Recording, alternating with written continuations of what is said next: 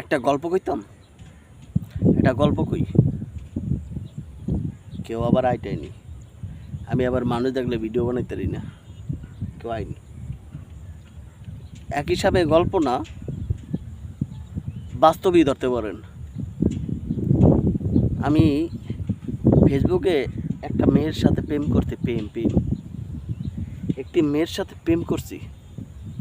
ও মা, কত সুন্দর প্রোফাইলে বোকরা পইরা খুব সুন্দর করে একটা পিক লাগাইছে। আমি আবার ওই প্রোফাইলে হাইন দেয়া ওই মেসেঞ্জারে যাইয়া আর হাই পাঠাইছি। ও মা, হাই পাঠানোর লগে লগে আমার রিপ্লাই দিছে, আমার খুব সুন্দর করে রিপ্লাই দিছে। তাই আমি মনে করছি আল্লাহ পড়তে গেছে মনে হয়। হাই পাঠাইছে, হে আবার হ্যালো পাঠাইছে।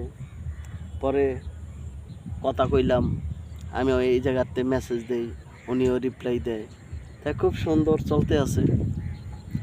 কতক্ষণ পর আমি মনে মনে কই, না পড়তে গেছে। ওমা, 2-4 দিন কথা কওয়ার পরে খালি কয় আমার টাকা পাঠাও, আমার বিকাশে টাকা দাও। আমি কই তোমার টাকা দিম, ঠিক আছে, তোমার ফোন নাম্বারটা দাও আমাকে। ও কয়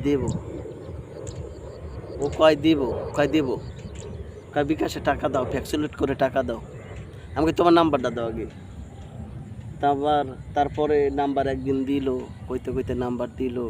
ওই টাকা মনে হয় আমি একবার পাঠাইছি, একবার না 2বার পাঠাইছি। পাঠানোর পর এখন আমি বলি তুমি আমার সাথে দেখা করো।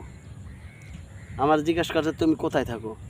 আমি কই ঢাকা থাকি, ঢাকা যাত্রাবাড়ি থাকি। আমি জিজ্ঞাসা করলাম তুমি কোথায় থাকো, কয় আমি ঢাকা সায়দাবাদ থাকি। আমি কই তাহলে তো